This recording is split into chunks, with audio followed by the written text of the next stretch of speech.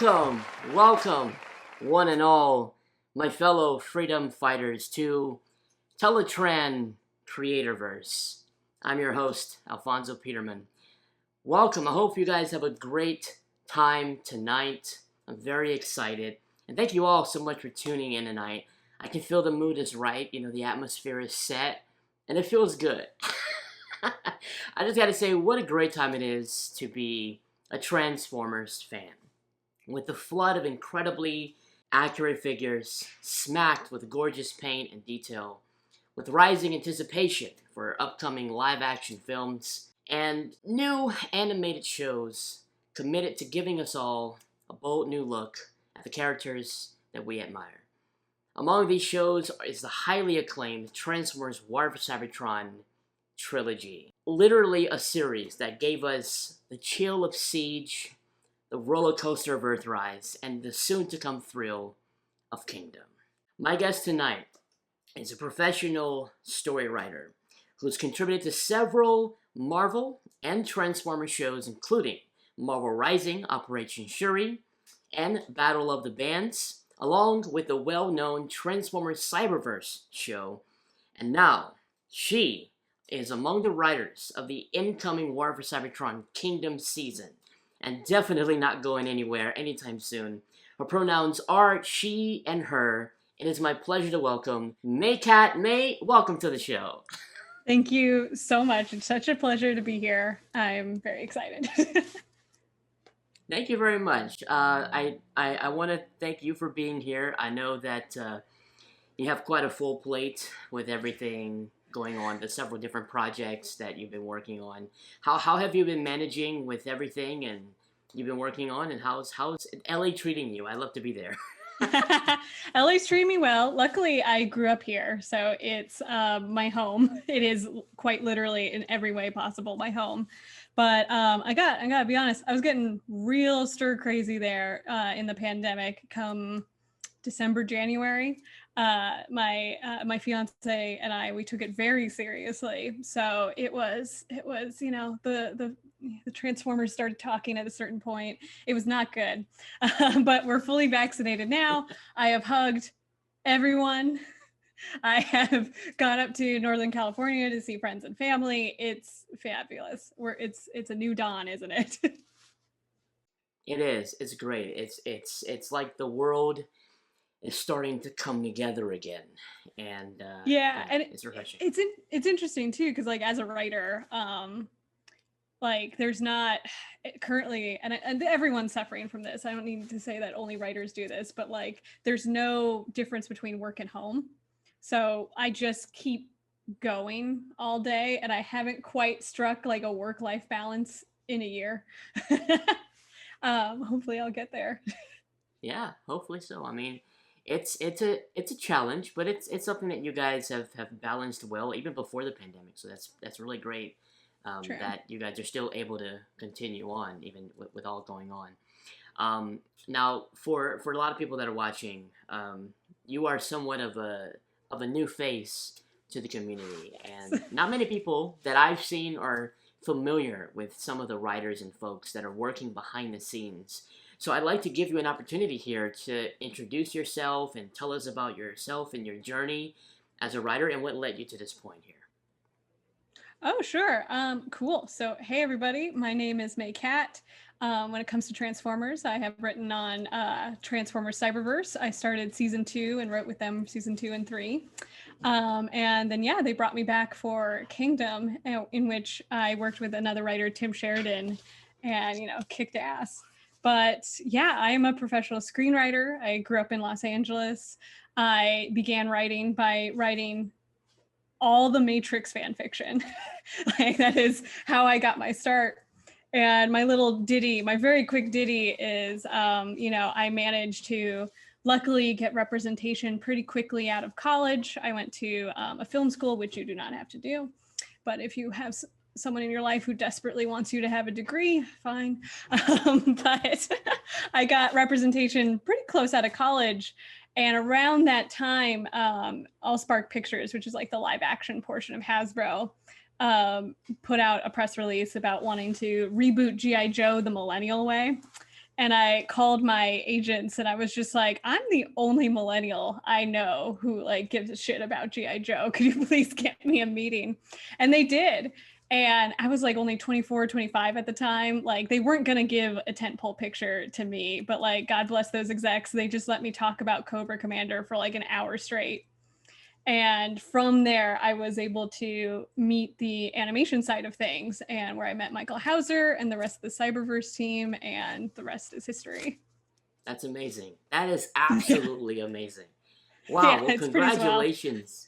Yeah. Thank Congratulations. That's definitely something to be proud of. Mhm. I know that most people primarily focus on the end result of professional content, but they don't really have much exposure to the engine. You know, the hardworking talent that creates these shows and films.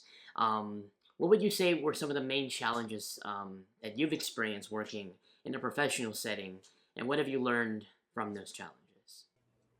Sure. I mean, like, I think it's actually quite poetic that I got my start writing just like nonstop fan fiction because, you know, modern professional jobs are in a very strange way sometimes fan fiction. So there's always going to be a challenge writing for big IPs, especially something like Transformers, which has a 40-year legacy. So there is a lot going into it. There's a lot of people and there's a lot of eyes and there's a lot of not cooks in the kitchen, but there's a lot of people invested in it on both the audience side and the creative side as well. So with something like Transformers, obviously there is the needs of the show and the needs of the network and the needs of the toy side of things that you have to balance. And then simultaneously to that, and this is, I think, really exemplified in both Cyberverse and Kingdom, there is this need to also provide something new and something fresh, which can be deeply challenging in a thing that is 40 years old. Yeah. And so like on both Cyberverse and Kingdom, like having to like take a step back and look at the long legacy that Transformers entails and all the versions. Like I'm a really big fan of IDW1 and, you know, just taking the iterations into consideration and the affection that people have for different iterations and being able to look at that and be like, okay, what can I contribute to this? And that's advice I give a lot of upcoming writers. It's like, because it can be overwhelming taking on something that is like a big name IP, but it ultimately is about, well, what can you contribute? What is something that is uniquely only you? What was something that was uniquely only Mae? I see. That I could give to Transformer. Yeah, and it's a really interesting, not Ouroboros, or maybe Ouroboros, but it's an opportunity to give back to something. Like I grew up on Beast Wars, so the idea that I got to work on Kingdom, it was like I could give back to something that gave me so much. That's amazing. And I try to think about it that way in everything I work with. Transformers I was fairly new to Transformers when I got hired on Cyberverse. Like it's so omnipresent in our culture that I knew it enough. Like I knew who Optimus was, and I knew the Beast Wars era. So very quickly getting hired, I had to fall in love with it, and I had to find my ins and my affections that I could put into the work. But I try to do that for everything. Of course, yeah, obviously that's good. And I know that, like you were saying, when you first enter into it and you haven't really gotten much exposure, there can come a lot of challenges with that. Now of all the projects that you've had the privilege to work for and to write for, do you have a personal favorite? And if so, tell us about it.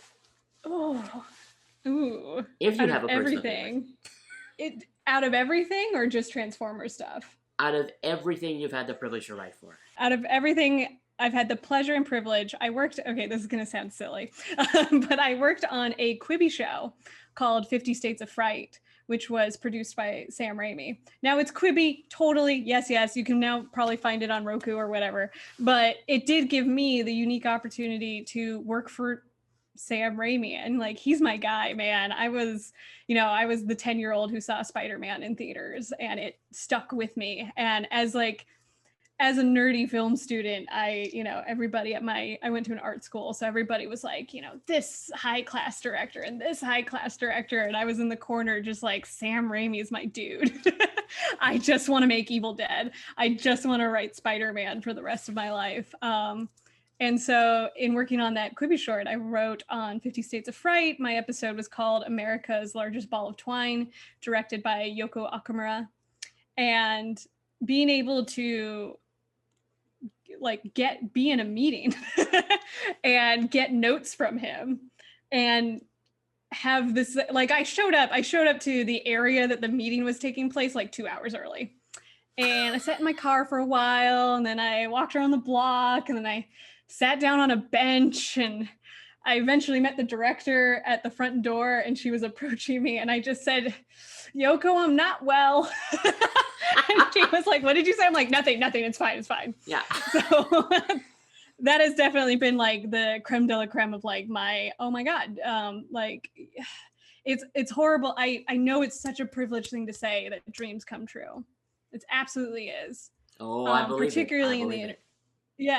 Particularly in the entertainment industry. I remember getting hired on Cyberverse, and I got the call that I had gotten the job at my day job, which at the time was post PA. And during Cyberverse, I was convinced that once that show ended, I would just go right back to being a post PA. And I had to be okay with that. And that didn't turn out to be true. And my career as writer just kept going. It's amazing. So there you go. It's very good. I like that. Now, for a lot of these projects that you have to work on, you have to work in a team setting, from what I understand. Yes. And that's something that I would imagine where you have different contesting ideas that's kind of passed around until everyone sort of comes to a consensus.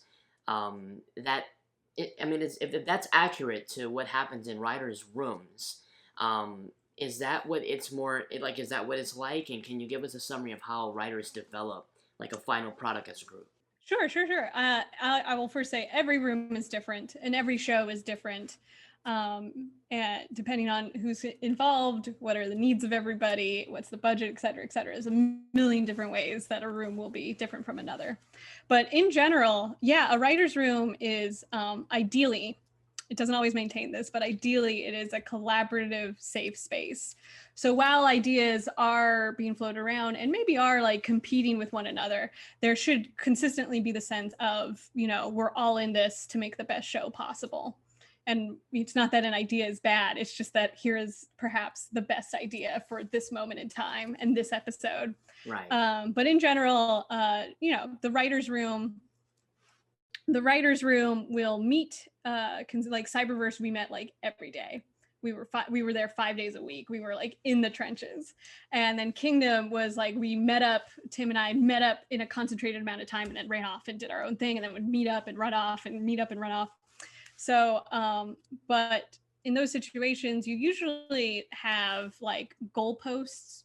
You'll have goalposts of this is the beginning of the season. This is kind of what we want the midpoint to be. This is kind of what the end is. And then from there, we can start filling in those episodes and how do we get from the beginning to the middle to the end.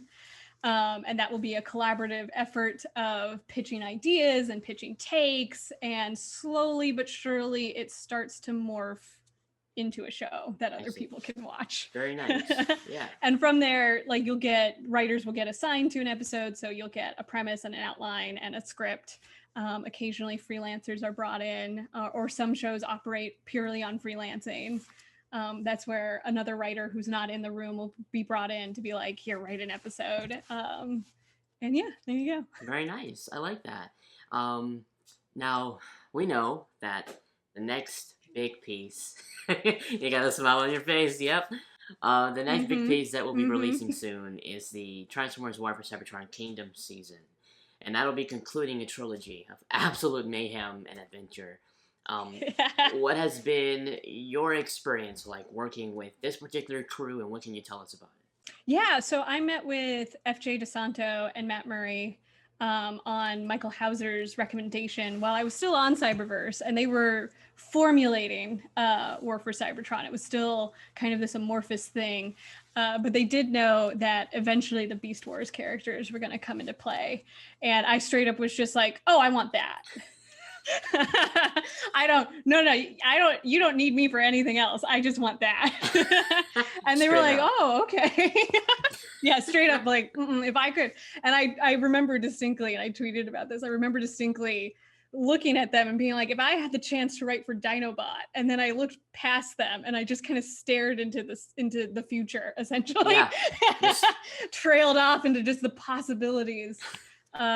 So that was my initial meeting with them, and when it came time that the kingdom was nigh, they gave me a call, and I was able to meet up with FJ and Matt and Tim, and we were able to just do our magic. Yeah, that's awesome. I mean, you're quite an adamant Beast Wars fan yourself, from what I've learned, and I'm sure other writers are just as engaged as you are with the continuity.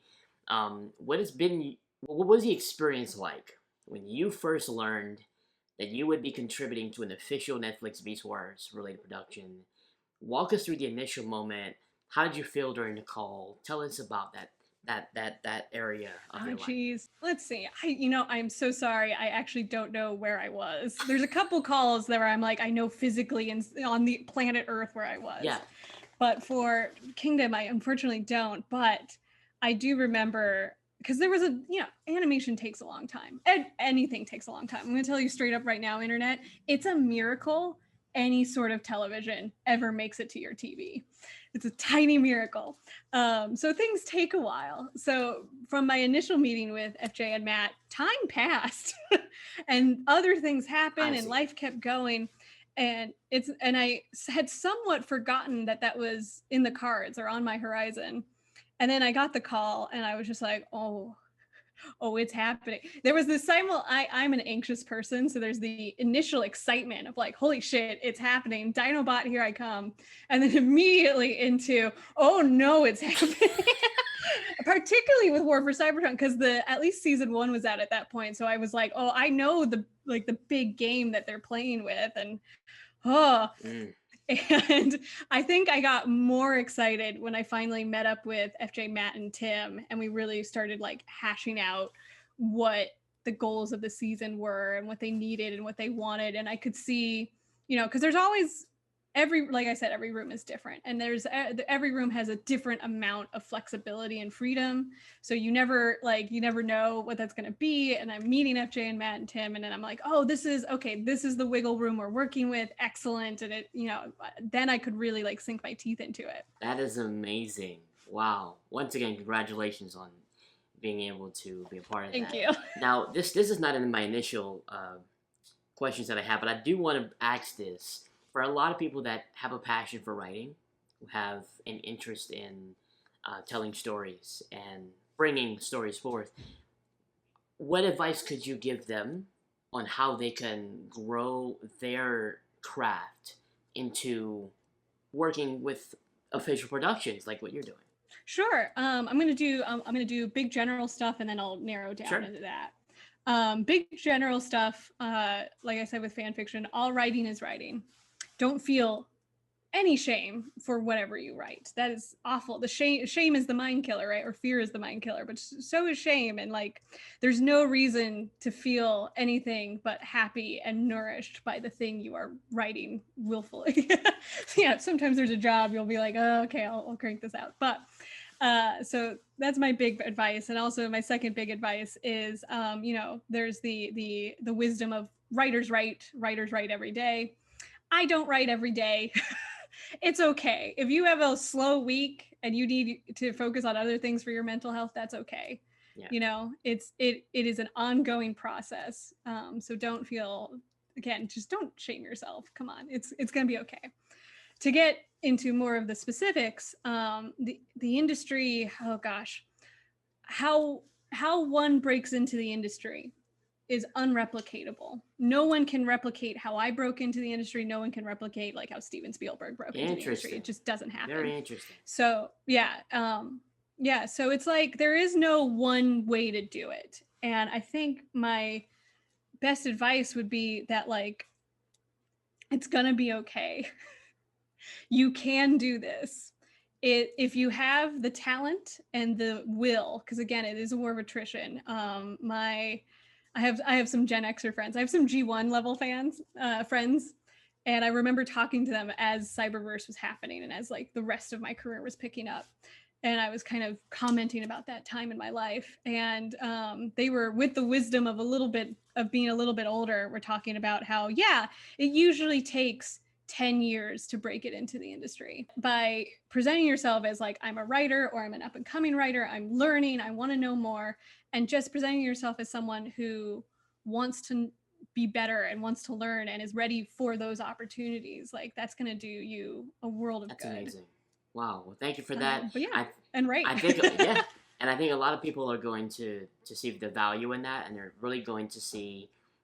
It's very encouraging for a lot of people, because I mean, I feel like there's a lot that's going to be watching that would want to know that. So I just, on behalf of them, had to just throw that in there. Yeah. So coming full circle back to Kingdom, we won't get into any specifics of the story. That's why you came. Then I apologize. As preferred by Hasbro, and even the fans who would rather not be spoiled.